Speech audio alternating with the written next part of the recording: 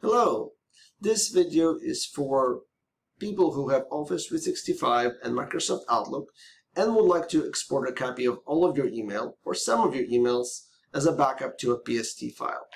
We will go over the things you need to check and how to quickly perform the export so you could have copies of all of your emails, calendars, contacts for your reference at a later date. So the first thing we're going to do is make sure you have Microsoft Outlook open, and then click on File, and click on Account Settings, and Account Settings again. Once you're in your account settings, you're going to see under Email tab, Your Account. Click on Your Account and click on Change. So if you're using current version of Outlook and you're using Office 365, you're going to see something like this. You're going to see a checkbox to use Exchange Cache Mode. You want to go ahead and, on this slider, move it all the way down to All. When you move it all to All, that means Outlook will download all of your email to your local computer. If you have it set to only 1 year or 6 months, it means your Outlook on your computer is only storing 1 year or 6 months worth of data or whatever this is set to. When you're done, click on Next and click on Done to finish the setup. If your setting had less than all, allow your Outlook to sync for a couple of hours until it says it's complete. Otherwise, you will not be able to export all of your emails and all of your data.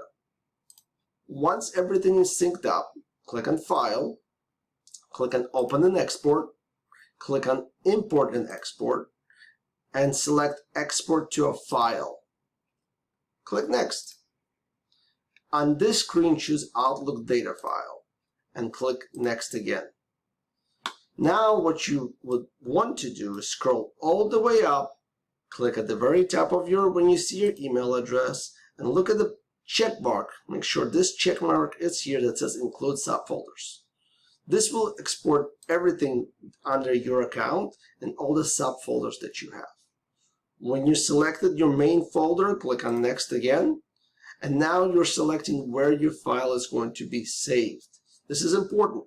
You want to go ahead and click on Browse and select where your email is being exported to. In our particular case, I'm exporting it to a OneDrive Outlook Files folder.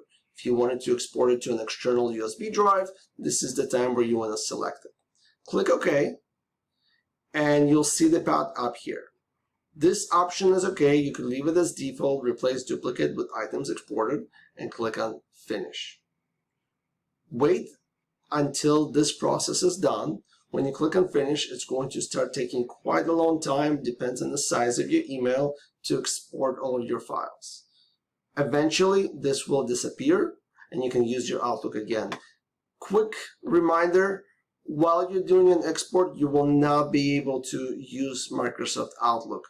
If you need to use Outlook while you're doing the export, go to Outlook Online and use the web version instead.